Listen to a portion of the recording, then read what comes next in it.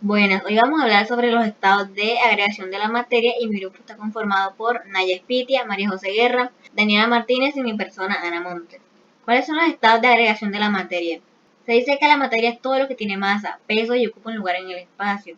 La naturaleza se encuentra en los diferentes estados de agregación, que son sólido, líquido, gaseoso, plasma y el condensado de Bose-Einstein, que está presente en sustancias específicas. Los estados de agregación de la materia están estudiados por la teoría cinético-molecular, en la cual se plantea que las partículas que conforman la sustancia se mueven de manera constante y aleatoria. Ese movimiento depende de la sustancia, de la fuerza de cohesión entre las partículas, la temperatura y la presión. En los principios de la teoría cinética molecular se habla de que la materia está conformada por átomos, iones y moléculas. Las partículas están unidas por diferentes fuerzas de cohesión, ya que en los sólidos las partículas están fuertemente unidas, en los líquidos están unidas pero con menor fuerza y en los gases las fuerzas son muy débiles. Las partículas poseen energía de movimiento, ya que depende de las fuerzas de cohesión, la cual es mayor en los gases que en los líquidos y menor en los sólidos. Entre las partículas existe un espacio vacío, pero las distancias de las partículas de los sólidos son cortas. Los líquidos son mayores que en los sólidos y en los gases hay grandes espacios. Partículas del estado sólido tienen poco movimiento, solo vibran pero no se desplazan. Las propiedades del estado sólido se dice que las partículas tienen forma definida debido a las fuerzas de cohesión. Las partículas se dilatan, es decir, que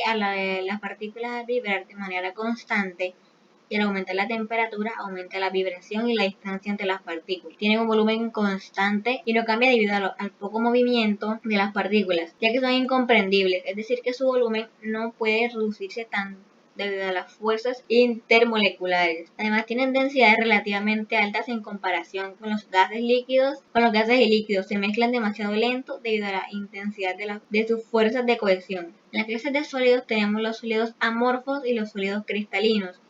Los sólidos amorfos son partículas que se encuentran desordenadas, pero ocupan posiciones fijas. Todos los sólidos son frágiles, sus puntos de fusión no están definidos y se ablandan con el aumento de la temperatura. Como ejemplo de los sólidos amorfos tenemos el nylon, el poliestireno, el vidrio y la cera. Como los sólidos cristalinos tenemos que sus partículas se encuentran organizadas y forman estructuras geométricas llamadas redes cristalinas. O por ejemplo de los sólidos tenemos el diamante y el cloruro de sodio. En los tipos de cristales tenemos los cristales iónicos y los cristales moleculares.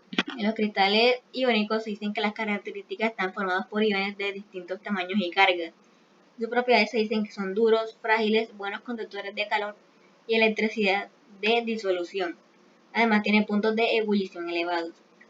En los moleculares las características son formadas por moléculas polares y apolares. Las propiedades son blandos, frágiles, no conducen calor ni electricidad y los sólidos polares se disuelven en agua. Además, tienen puntos de fusión bajos. En los atómicos dice que las características están formadas por átomos convalentes muy fuertes. Y sus propiedades son muy duros, insolubles, no se funden y no conducen calor ni electricidad. En los metálicos, las características habla de que son formados por átomos de elementos metálicos, ya que presentan enlaces muy fuertes. Las propiedades habla de que son duros, maleables y ductiles, conductores de calor y electricidad y tienen punto de fusión elevado. Estructura de los cristales. Los cristales están estructurados por unos sólidos cristalinos que forman redes que se distribuyen en el espacio llamadas redes cristalinas. Estas a su vez se organizan en diversos sistemas de clasificación llamados cristalográficos. La conformación de las estructuras cristalinas se explica a través de la teoría del campo cristalino. Esta teoría analiza la estructura electrónica de los compuestos de los metales de transición o compuestos de coordinación. Estado líquido.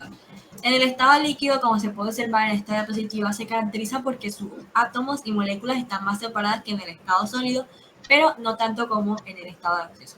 Tienen una fuerza de cohesión menor, lo que permite a los líquidos fluir y adaptarse a su recipiente, que lo contiene. Por lo tanto, tienen un volumen constante y aunque su forma varía, no llena todos los espacios del recipiente, como ocurre con los gases.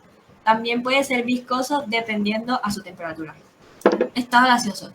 Este estado está compuesto principalmente por moléculas no unidas, expandidas y con poca fuerza de atracción, lo que hace que los gases no tengan volumen y forma definida y se expandan libremente hasta llenar recipientes que los contienen, por lo cual estos gases adquieren el volumen y forma del recipiente que le contenga.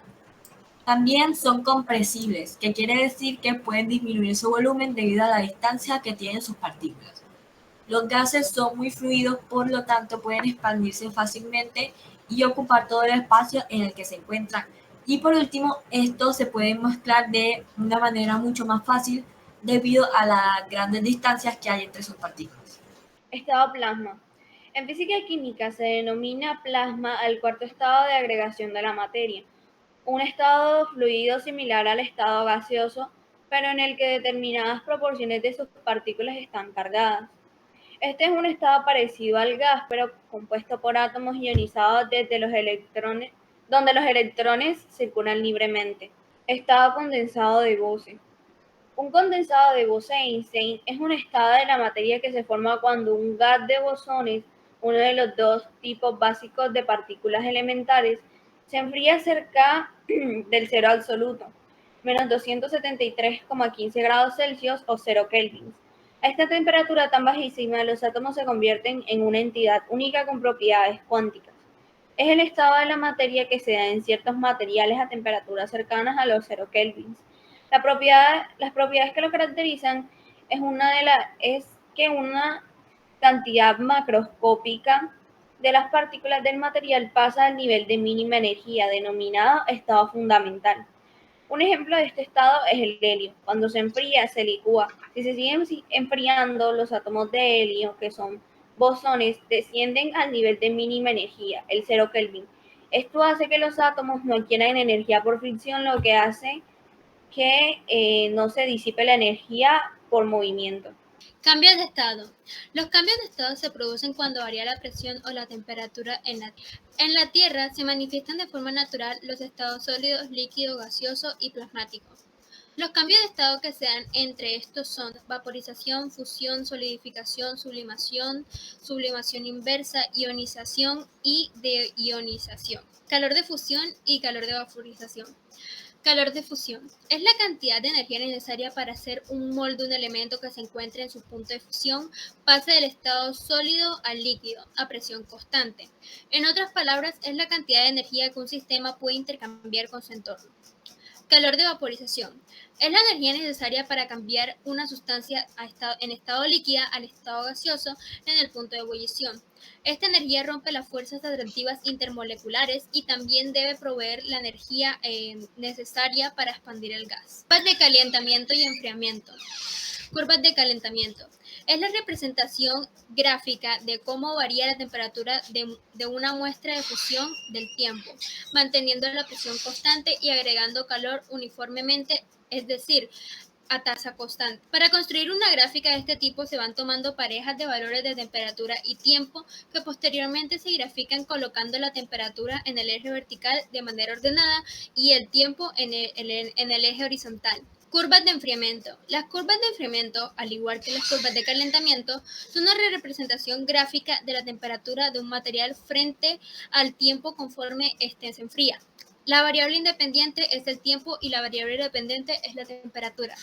Los datos para dichas curvas se obtienen dejando enfriar lentamente una mezcla fundida de composición conocida y registrando la temperatura a intervalos regulares. Existen diversos factores que pueden alterar una curva de enfriamiento. Algunos de estos son la temperatura inicial de la sustancia de enfriamiento, la temperatura ambiente a la que la sustancia comienza a fluir y la presión y volumen de la sustancia que se encuentra en enfriamiento. Diagrama de fase. En termodinámica y ciencia de materiales se denomina diagrama de fase o diagrama de estado de la materia a la representación entre diferentes estados de la materia en función de variables elegidas para facilitar el estudio del mismo. Un diagrama de fases es un gráfico que muestra las termodinámicas condiciones de una sustancia a diferentes presiones y temperaturas. Las regiones alrededor de las líneas muestran las fases de la sustancia y las líneas muestran las fases que están en equilibrio. Muchísimas gracias.